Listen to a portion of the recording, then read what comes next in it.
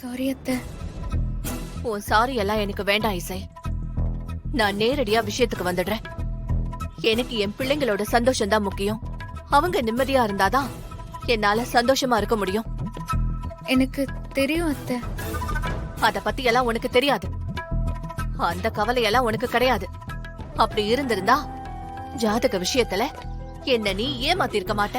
அத்தை, நான் ஜாதகத்தை எந்த அளவுக்கு நம்புவேன்னு உனக்கு தெரியும்ல. தெரிஞ்சும் நீ இப்படி பண்ணிருக்கனா என்னால அதை ஏத்துக்கவே முடியல. அதுவும் என் பேச்சுக்கு மறு பேச்சு பேசாத விஷால் உனக்காக என்கிட்ட சண்டை போட்டிருக்கான். அத்தை, விஷால் உங்களை எதிர்த்து பேசிருக்க கூடாது. அது ரொம்ப தப்புதான்.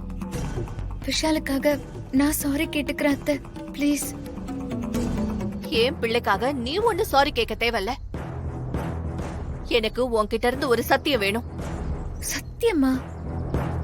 ஆமா. நானும் என் குடும்பமும் நல்லா இருக்கணும்னு நினைச்சா நீ இந்த சத்தியத்தை பண்ணிதான் ஆகணும். அத்தை, என்ன வீட்டை விட்டு போன் மட்டும் சொல்லிடாதீங்க.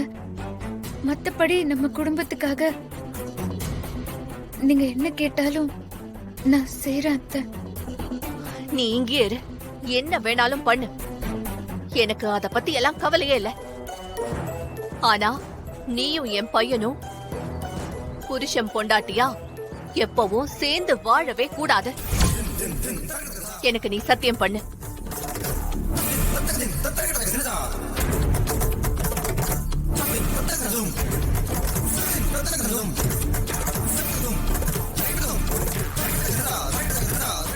என்னடா இவ இந்த மாதிரி ஒரு சத்தியத்தை கேக்குறாளேன்னு உனக்கு தோணும். ஆனா நான் இப்படி கேக்குறதுக்கு ஒரு நியாயமான காரணம் இருக்கு. ஏன்னா நான் ஜாதக பலன்களை உறுதியா நம்புறேன். ஏன்னா என்னோட லைஃப்ல நான் பட்ட அனுபவங்கள் அந்த மாதிரி. அதனால உன் ஜாதகத்தினால என்னோட குடும்பத்துக்கு எதுவுமே ஆயிடக்கூடாது.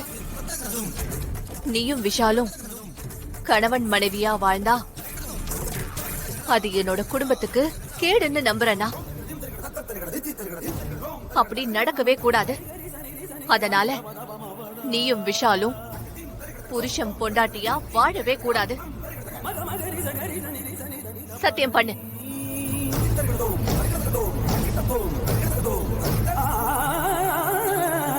என்ன தப்பா எடுத்துக்காதீங்க அத்தை.